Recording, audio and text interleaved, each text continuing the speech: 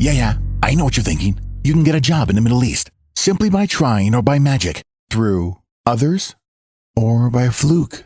Remember that competition is everywhere. Some here, some there, but bam! Loy Machedo is the best.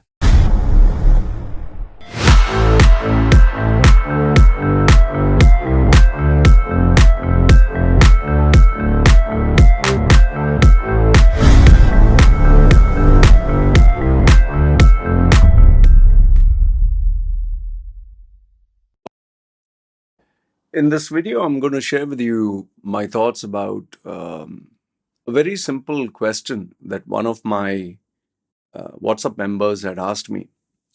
This will really make you think, and I'm pretty sure you'll have an opinion whether you agree or disagree. So feel free to, share your thoughts and even disagree with me in the comments below. Okay?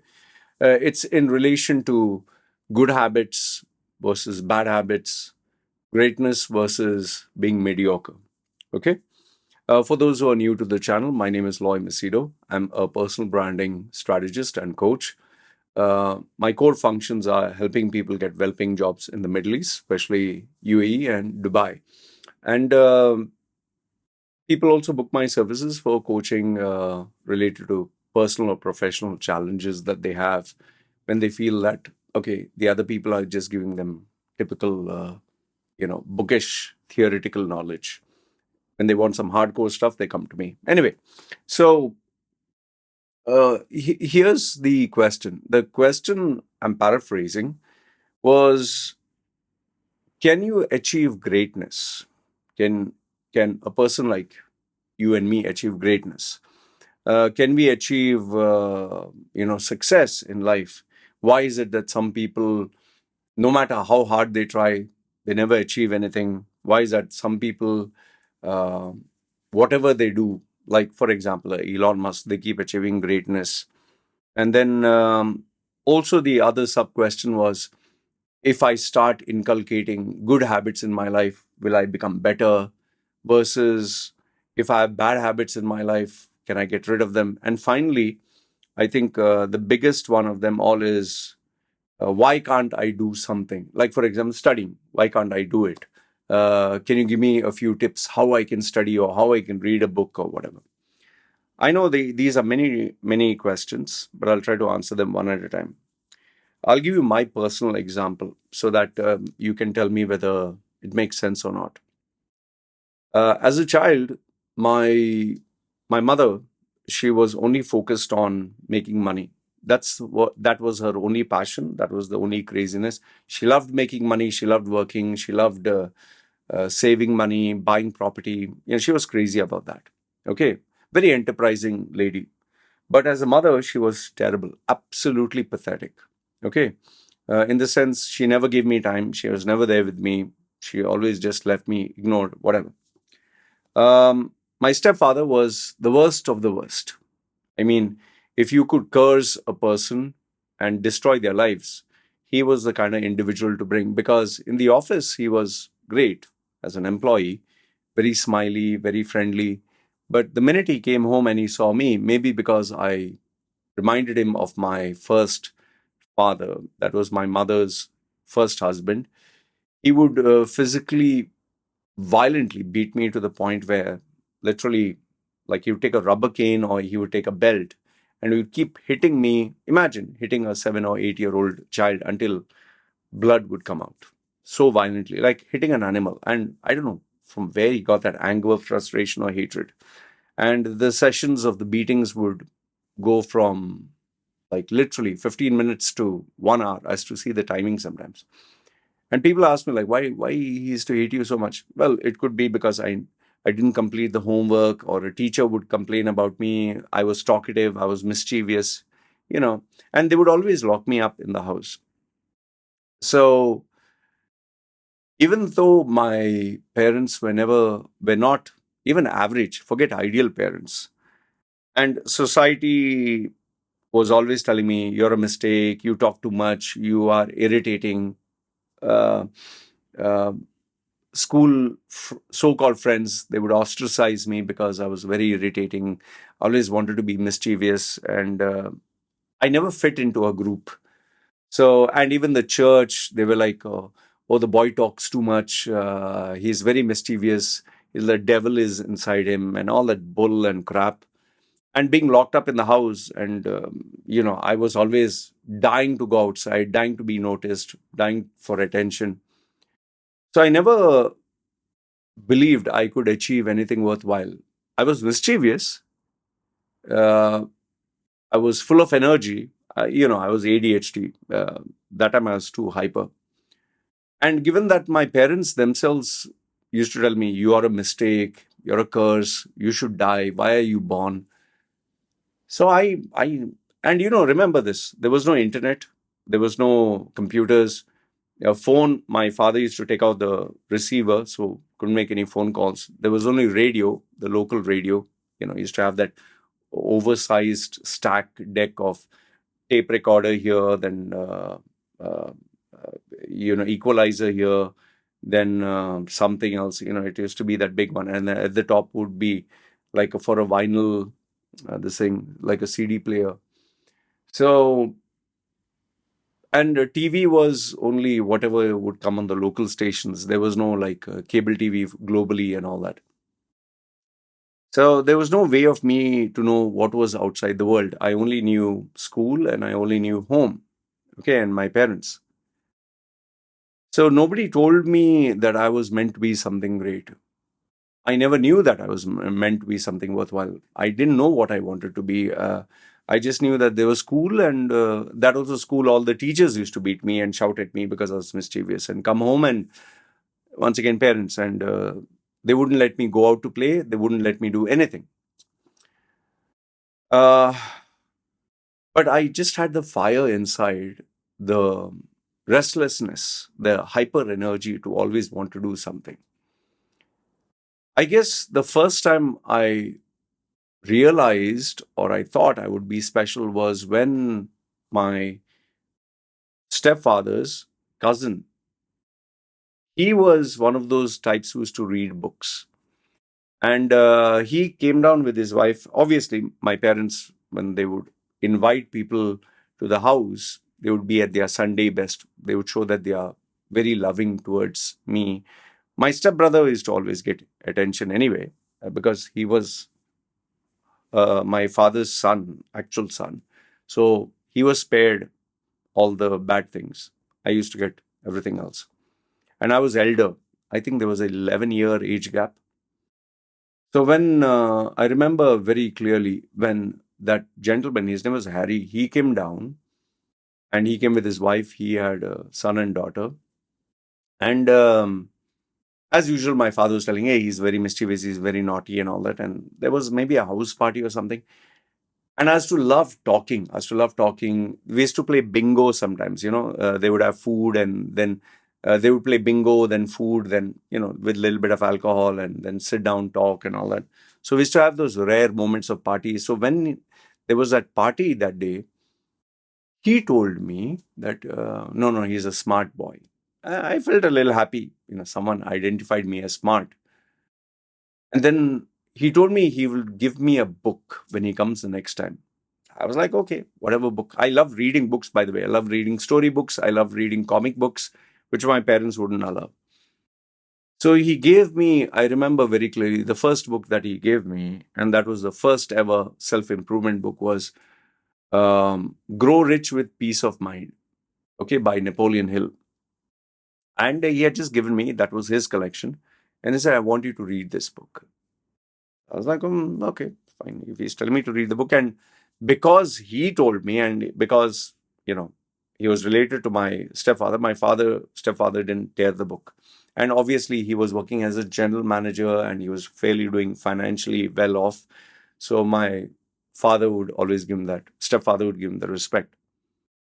I'll tell you that book, Think and Grow Rich. If you know Napoleon Hill's series, he always says you have the seed of greatness. He was one of those motivational 70s kind of coach, 60s, 70s. He would always tell you, you have the seed of greatness. Whatever you imagine, visualize, you can get. More like, the book, The Secret, which was a crappy version of that, commercial version. But Napoleon Hill was the person who always preached that you can achieve greatness if you believe in it.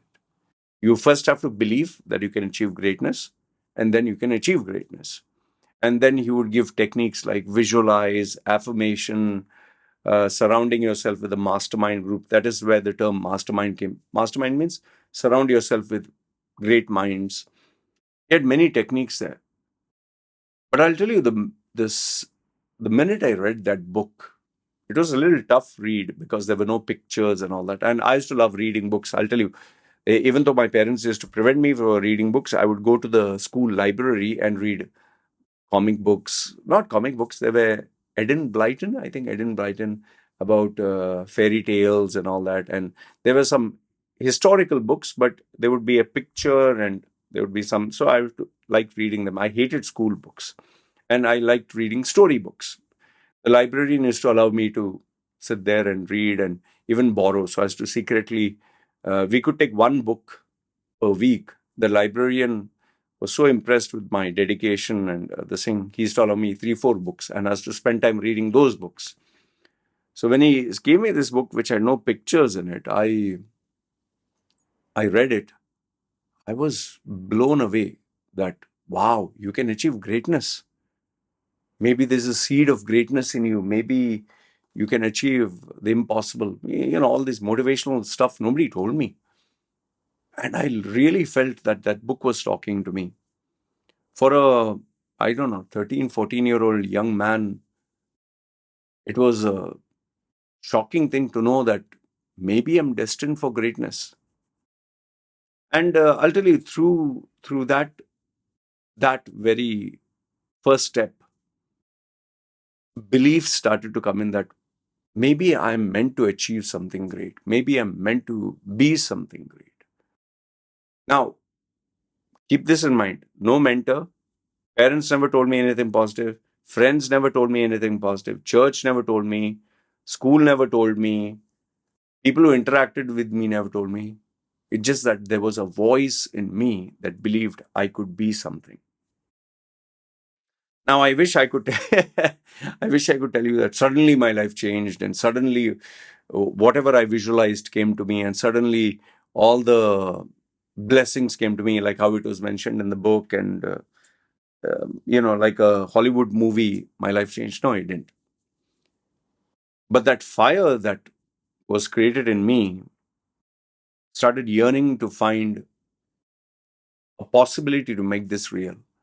And from that one book, I asked him if he had another book. He had another book, Napoleon Hill, but that was about it. He didn't have a big collection. From there, I started to actually search. Never knew there was anything. I don't think there was Amazon. I used to search in bookshops, and most of the bookshops in my local area in Sharjah those days, there was nothing. There was just some Indian filmy magazine, Stardust, and there were newspapers, but there was no so even newspapers were local. So to find a self-improvement book was impossible until I started to work at the age of 16, where I was to work part-time. And I had to go from Sharjah to Dubai. Dubai was slightly modern. And there I would find self-improvement books. And I remember finding Napoleon Hill's book in it was a pirated book in one of the shops. And I was, wow, Napoleon Hill's book. And there I would stand there. And I remember the book was costing I think just $1 or $2, and I didn't have $1 or $2. So I would stand there and read the book. And that guy, shopkeeper, used to wonder, why is he reading this book and what is this book about? He himself didn't know what the book was about. Finally, I think he gave it to me for a little bit cheaper, and I saved lunch money or transportation money because remember, I had to go to work, so I had to travel by taxi. I managed to buy that. And from there, slowly started buying one book. Like you see, the library that I have, this was, once I started to earn, I realized I had money I could buy. Until then, I never had the money. And I would keep this book hidden from my parents because they never liked me reading any other book other than school books and the Bible. The Bible is a good literature book, but it's not a self-improvement book of any sorts. It makes you believe in religion and all that. So, what am I trying to tell you through this? See, when you ask me these questions, when some of you ask me Or can you tell me, how do you have the fire in you? I want to read a book. What tips would you give me? Either you have it or you don't. Like, for example, me as a young man, nobody told me to read a book. I'm serious. No one told me read a book. No one told me listen to a motivational tape. No one told me um, try to improve. And I told you, there was no internet, there was no Google, there was no chatting, no social media. You might say, oh, see, because there was no social media, you improved so much. No, you're wrong. How do you improve if you just sit behind four walls with no information? The only information I had was my mother and stepfather, church, and school, and they would all talk crap. We lived it's like a big dog in a small backyard. There was nothing. I never knew anything existed beyond that reality of mine. I never knew there was any countries like, okay, you read in books, geography, okay, there's America and all that, but I didn't know anything. I didn't know what existed outside. So there's no excuse for that. But what I'm trying to tell you, I had it in me to the fire. Now, does that mean I achieved a greatness? No, no. Did I achieve 100% success? No, I made plenty of mistakes. Goodness, if I line up the number of mistakes that I made, I'm not supposed to be where I am. I shouldn't be alive also. That many mistakes I made. Did I achieve greatness? I, I, I wouldn't say I've achieved greatness, but compared to from where I started to where I am today, that is indeed an achievement. See, nobody told me to read these books. Nobody tells me even today to read a book. Nobody tells me to make a video. Nobody tells me to teach myself. Nobody tells me call your mentor and pay him some money and have a session. Nobody tells me. Nobody tells me to wake up in the morning. Nobody tells me to go for a walk. Nobody tells me do some exercise. Nobody tells me anything. You either have it or you don't, man. You know, the seed of greatness, like they say now, you either have it or you don't. So if you're going to ask me about outlook, I want to study. How do I study? I want to um, I want to read a book. How do I read? I want to start a business. Or if you are going to ask me all this, means you don't have it, man. Either you have it or you don't. If you have it, it's not going to be a casual question. I don't know what people are thinking that if they ask me, I'm going to give them a magic formula that suddenly they'll start reading a book or suddenly they'll do exercise. Or